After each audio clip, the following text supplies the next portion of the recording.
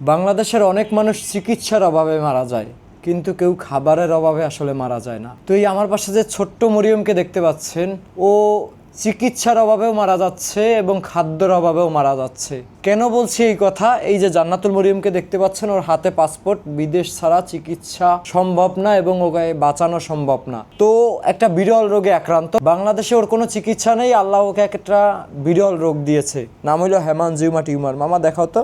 এই যে দেখেন, গলাটা পুরোটা ফুলে আছে এখান থেকে এই পর্যন্ত, হেমানজিওমা টিউমার। এবং জিব্বাটা দেখাও তো, এই যে জিব্বা ভালো মতো দেখাও। এই যে জিব্বার মধ্যে অবস্থাও দেখতে পাচ্ছেন আপনারা, মনে হচ্ছে যে পচে গেছে, এরকম একটা অবস্থা। জিব্বার মধ্যে টিউমার, সে জিব্বা থেকে একেবারে গলার মধ্য পর্যন্ত টিউমার। এই অপারেশন যদি অতি দ্রুত না করানো যায়, ওর টিউমারটা আস্তে আস্তে বড় হতে থাকবে এবং ভিতরে আসলে ছড়িয়ে যাবে।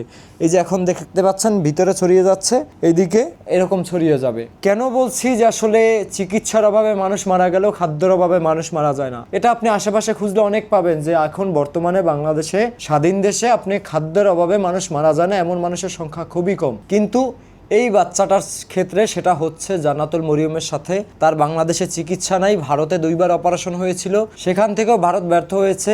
তার উন্নত দেশগুলোতে চিকিৎসা আছে, চায়নার মতো দেশে চিকিৎসা আছে, সেটাও 22 লক্ষ টাকা। বাবা একজন দিনমজুর। এখন কথা হইলো, কেন বললাম যে জান্নাতুল মরিয়ম আসলে খাদ্যের অভাবে মারা যাচ্ছে? এই যে জিব্বা নিয়ে ও, এই ছোট্ট মাসুম বাচ্চাটা, জিব্বাটা আবার একটু দেখাও। এই জিব্বা নিয়ে ও আসলে কোনো খাবার, ওইভাবে শক্ত জাতীয় খাবার, বাকি ঝাল জাতীয় খাবার, বাকি ঠান্ডা জাতীয় খাবার ও খেতে পারে না। এতটুকু একটা বাচ্চা, এই যে দেখেন হাত পা দেখেন, এই যে আমার হাত আঙুলের সমান একটু বেশি এরকম হয়ে গেছে শুকাইতে শুকাইতে। আর ওর পুরো শরীর থেকে দেখতে পাচ্ছেন যে এখানে এইসব জায়গা থেকে রক্ত ঝরে, দূষিত রক্তে, টিউমারের প্রভাবে। ডাক্তার বলছে এটা টিউমারের প্রভাবে এটা হয়। তো এই যে খাদ্যের অভাবে এবং চিকিৎসার অভাবে মরতে বসেছে জান্নাতুল মরিয়ম, অথচ এই জান্নাতুল মরিয়ম ভিডিওতে উপায় না পেয়ে কান্না করতে করতে মানে অনুরোধ করে বলেছিল, আঙ্কেল আন্টি, নানা নানু, মামা মামি, আপনারা যে যেখান থেকে দেখতেছেন আমাকে প্লিজ বাঁচান, আমি বাঁচতে চাই, আমি আর কিচ্ছু চাই না, আমি 2টা খাইতে চাই। এই মেয়েটা খাইতে পারে না, এই মেয়েটা ঘুমাইতে পারে না, নিঃশ্বাস নিতে পারে না, আবার তার চিকিৎসাও বাংলাদেশে নাই, আবার চিকিৎসা যেখানে আছে সেখানে ব্যয়বহুল টাকার খরচ। এইটা আসলে ওর দরিদ্র বাবা যে প্রত্যেক দিন কাজ করে, দিনমজুর, তার পক্ষে তো কোনোভাবেই সম্ভব না।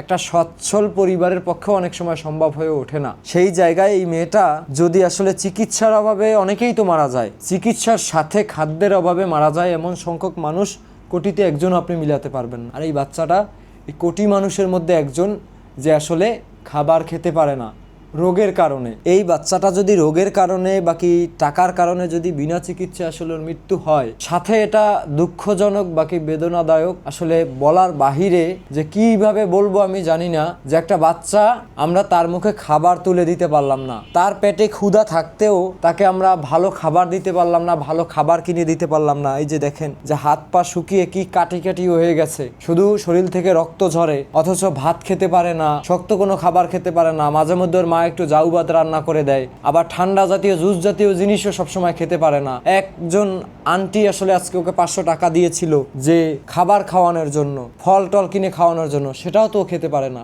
সেই 500 টাকাও চিকিৎসার জন্য রেখে দিয়েছে, যেই টাকা দিয়ে আমি চিকিৎসা করব। ওর এখনো বেঁচে থাকার এত স্বপ্ন, বাকি বেঁচে থাকার এত ইচ্ছা। তো আমি আসলে বুঝাইতে পেরেছি মনে হয় আপনাদের, জানি না কতটুকু বুঝাইতে পেরেছি। মেয়েটাও অসুস্থ, ঠিক আছে, তারপরেও চেষ্টা করে যাচ্ছি আসলে যে ওকে নিয়ে কি করা যায়, ওকে কিভাবে বাঁচানো যায়, কিভাবে বাঁচানোর চেষ্টা করা যায়।